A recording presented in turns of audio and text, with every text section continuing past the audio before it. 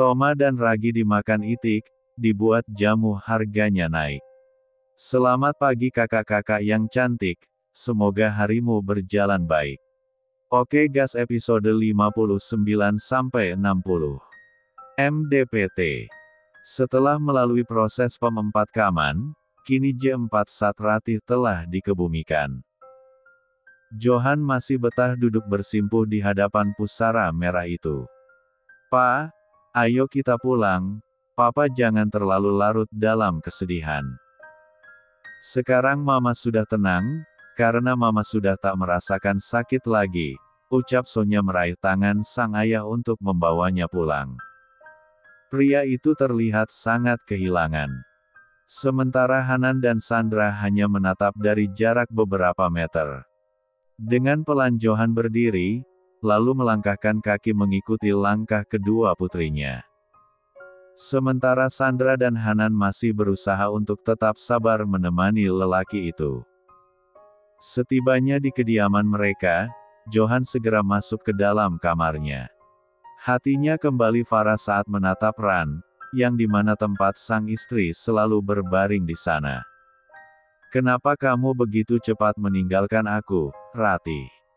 Aku tidak tahu bagaimana diriku tanpamu nantinya," gumam lelaki itu dalam keseorangan. Malam ini adalah malam ketiga keluarga itu mengadakan yasinan dengan warga setempat. Selesai acara, Hanan membawa sang ibu untuk pulang ke kediaman mereka. "Bu, ayo kita pulang," ajak Hanan. "Pulanglah, Nak. Ibu tidak mungkin meninggalkan ayahmu dalam keadaan berduka seperti ini," jawab Sandra yang membuat Hanan tak habis pikir. "Tapi, Bu, tidak apa-apa, kamu pulanglah bersama Alia. Percayalah, Ibu akan baik-baik saja," ujar Sandra meyakinkan sang putra. "Ibu yakin?" tanya Hanan. "Ya, Ibu yakin." Hanan tak bisa bicara apapun lagi. Ia segera membawa Alia untuk pulang ke kediaman mereka. Saat Hanan dan Alia hendak keluar dari rumah itu, mereka berpapasan dengan Sonya. "Abang dan Kak Alia mau kemana?" sapa wanita itu dengan senyum ramahnya. "Kami pulang dulu," jawab Hanan datar. "Kenapa tidak tidur di sini saja?" "Tidak, terima kasih." Hanan segera membawa Alia pergi. Sonya hanya menatap kepergian sang kakak. Ia merasa bahwa Hanan belum bisa menerima dirinya dan Sela sebagai adiknya. Atau lelaki itu tidak setuju bila ayah mereka menikah dengan Bu Sandra. Sandra membuatkan secangkir kopi hitam untuk suaminya, lalu menuju kamar di mana Johan masih betah di sana. "Bu, aku sudah membeli makanan. Kita makan bareng ya," ucap Sela yang berpapasan dengan ibu sambungnya itu. "Ah baiklah, Ibu panggil papamu dulu ya," jawab Sandra dengan senyum hangat seorang ibu. Baiklah. Aku tunggu ya." Wanita itu segera berlalu menuju meja makan. "Maaf, apakah aku boleh masuk?" tanya Sandra saat berdiri di ambang pintu yang sudah terbuka setengah. Johan menatap sekilas. "Masuklah," jawabnya singkat sembari meraup wajahnya dengan lembut. "Ini aku buatkan kamu kopi," ucap Sandra sembari menaruh cangkir kopi itu di atas meja yang ada di hadapan Johan. "Terima kasih." Lelaki itu kembali menjawab seperlunya saja. "Kamu belum makan sedari pagi, ayo kita makan dulu. Sela telah membeli makanan untuk kita makan bersama," ajak Sandra. "Aku tidak lapar. Kamu makan saja dengan anak-anak," jawab Johan enggan beranjak. "Jo, ayolah. Kamu tidak boleh larut seperti ini dalam kesedihan. Aku tahu kamu sangat kehilangan, tapi Rati juga akan sedih bila melihat keadaan kamu seperti ini. Keluarlah, Sandra. Tinggalkan aku sendiri," jawab Johan yang kembali membuat hati wanita itu terasa ngilu. Namun, ia mencoba untuk tetap sabar. Baiklah, jika kamu ingin sesuatu katakan padaku. Sandra segera berlalu dari kamar lelaki baya itu. Sandra menuju meja makan untuk bergabung dengan kedua putrinya. Wanita itu terlihat tenang meskipun hatinya sedih. Bu, papa mana? Tanya Sonya. Ah, papa masih belum mau makan. Dia bilang ingin ngopi dulu. Ayo kita makan duluan. Nanti biar ibu yang menyediakan makanannya, jawab Sandra bersikap baik-baik saja. Bu, maafkan sikap papa bila membuat ibu sedih, ucap Sonya. Entah dari mana wanita itu tahu, mungkin sesama wanita, maka instingnya tak bisa dibohongi. Sandra tersenyum sembari menggenggam tangan wanita itu. Ibu tidak apa-apa, nak, karena ibu memahami. Papa hanya perlu waktu. Wajar bila dia merasa sangat kehilangan, karena mamamu adalah wanita yang paling dicintainya. Terima kasih ya, Bu, terima kasih sudah banyak berkorban untuk almarhum mama. Aku berharap keluarga kita akan kembali utuh. Tapi, sepertinya Bang Hanan tidak menyukai kami, ucap Sonya dengan wajah sedih. Sandra tersenyum lembut. Abang kamu tidak seperti itu, mungkin dia sedang lelah. Percayalah, justru dia yang merasa tidak pantas untuk menjadi kakak kalian, jawab Sandra pada kedua wanita itu. Kenapa tidak pantas? Kami justru bahagia saat mama bercerita bahwa kami mempunyai seorang kakak laki-laki, jadi kami merasa ada yang melindungi, timpal Sela. Sudah jangan pikirkan soal itu. Percaya sama ibu, semua akan berjalan semestinya. Abang dan papa hanya butuh waktu saja. Wanita baya itu berusaha meyakinkan kedua putrinya. Baiklah, kalau begitu mari kita makan, ucap Sonya mengakhiri pembicaraan mereka. Bila Sandra sedang berbaur dengan kedua anak sambungnya, berbeda dengan Hanan yang malam ini sulit menemui kantuknya. Hanan bangun dari pembaringan, ia menatap sang istri yang telah terlelap begitu pulas. Tangannya terulur mengusap kepala wanita yang dulu pernah ia sakiti sehingga membuatnya mengalami guncangan jiwa. Hanan mengecap kening dan B1 Alia dengan lembut, setelah itu memperbaiki selimut agar tidurnya semakin nyaman. Hanan berjalan menuju balkon kamarnya. Hembusan angin malam terasa sangat dingin. Pria itu duduk sembari menatap lurus ke depan. Kembali ia mengingat tentang sang ibu. Ternyata hal itu yang membuat lelaki berumur 30 tahun itu tak bisa memejamkan mata. Ia memikirkan ibunya yang begitu sabar dalam menghadapi sikap sang ayah. Apakah benar bahwa ibunya itu memang mencintai ayahnya sejak lama? Hanan segera berdiri dari duduknya, ia kembali menutup pintu balkon. Pria itu menuju kamar Sandra. Ia harus mencari tahu sesuatu. Hanan sedikit ragu untuk membuka lemari pakaian ibunya. Namun, rasa penasaran mendorongnya untuk mencari sesuatu. Hanan mencari-cari di dalam lemari itu, tak ada petunjuk apapun yang ia dapatkan. Tetapi saat ia hendak menutup pintu lemari itu kembali, netranya melihat sebuah laci kecil. Hanan segera membuka laci itu. La menemukan dua benda yang terlihat sebuah album dan diari. Hanan mengambilnya, lalu duduk di ranjang sang ibu. Pertama ia membuka album kecil itu, dan memperhatikan foto-foto yang ada di sana. Terlihat jelas gambar ibu dan ayahnya. Dan di antara foto-foto kedua orang tuanya, ia juga melihat ada seorang wanita yang sudah ia kenal, yaitu Alem. Bu Ratih. Hanan segera membuka diari sang ibu. Buku curhatan itu terlihat sudah begitu jadul. Hanan membaca coretan tinta yang dituang oleh sang ibu. Seketika pria itu terpaku saat menemukan kalimat-kalimat yang membuatnya tak percaya. Ternyata ayahnya lah yang membuat ibunya betah hidup sendiri. Apakah karena itu ibunya rela berkorban demi melihat sang ayah selalu bahagia bersama wanita lain yang dicintainya? Sementara dia rela memendam perasaan itu sendiri, begitu besar rasa cinta itu sehingga dia tidak memberi kesempatan lelaki lain untuk menempati hatinya. Episode 60. Hanan tak sanggup untuk meneruskan membaca segala curahan hati ibunya di buku itu. Ia kembali menyimpan di tempat semula. Sesaat lelaki itu menghela nafas pelan. "Kenapa ibu harus berbohong padaku?" ujarnya dalam keseorangan. Hanan kembali masuk ke dalam kamarnya. Kini dia sudah tahu yang sebenarnya tentang hati sang ibu. Pengorbanan yang dilakukannya bukan sekedar balas budi saja, tetapi karena dia ingin lelaki yang dicintainya agar selalu bahagia. Hanan kembali merebah di samping istrinya, lalu mendekap erat tibuh mungil itu.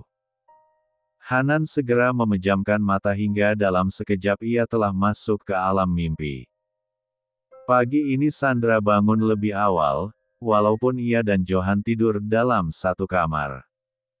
Namun, lelaki itu memilih untuk tidur di sofa. Bagi Sandra tak masalah. Ia memahami tidak akan semudah itu untuk Johan menggeser posisi Ratih di hatinya demi wanita yang selama ini ia anggap sebagai sahabat. Sandra menatap Johan yang tidur bersedekap tangan di dada, posisinya terlihat tidak nyaman. Sandra berjalan dengan pelan, lalu menyangga kepala lelaki itu dengan bantal, dan menyelimuti. Lah tahu bahwa Johan baru beberapa menit yang lalu terlelap, karena semalaman dia tak bisa menemui kantuknya. Selesai menunaikan ibadah 2 rakaat, Sandra segera bergabung dengan para art yang ada di rumah itu. "Selamat pagi," sapa Sandra tersenyum ramah. "Selamat pagi, Bu Sandra," jawab mereka bersamaan tak kalah ramah. Mereka senang bisa mempunyai nyonya baru yang tak kalah baik dengan Bu Ratih. "Masak apa pagi ini?" tanya Sandra sembari memperhatikan bahan-bahan makanan yang sedang mereka persiapkan. "Kami ingin membuat nasi goreng seafood, apakah Bu Sandra mempunyai menu yang lain?" tanya salah seorang art. "Tidak, apakah ini permintaan Bapak?" tanya Sandra. "Tidak, Bu, ini permintaan Mbak Sela." "Oh, kalau begitu teruskan masakannya, biar saya yang menyediakan sarapan untuk Bapak," ucapnya sembari menuju lemari pendingin. "Baik, Bu." Sandra ingin membuatkan sarapan untuk Johan, ia tahu lelaki itu belum makan dari semalam, maka ia sengaja memaksakan makanan kesukaannya. "Oh ya, Bik, tolong masak nasi gorengnya dengan porsi yang banyak ya, karena saya ingin meminta Hanan dan Alia untuk sarapan bersama," ucap Sandra yang ingin mengundang anak dan menantunya untuk sarapan bersama mereka. Ia sengaja mendekatkan Hanan dengan adik-adiknya. "Baik, Bu." Sandra menghubungi Hanan untuk meminta pasangan itu sarapan bersama di kediaman ayahnya. Tentu saja Hanan tidak akan menolak bila sang ibu yang meminta. Kini semua hidangan telah tersedia di meja makan.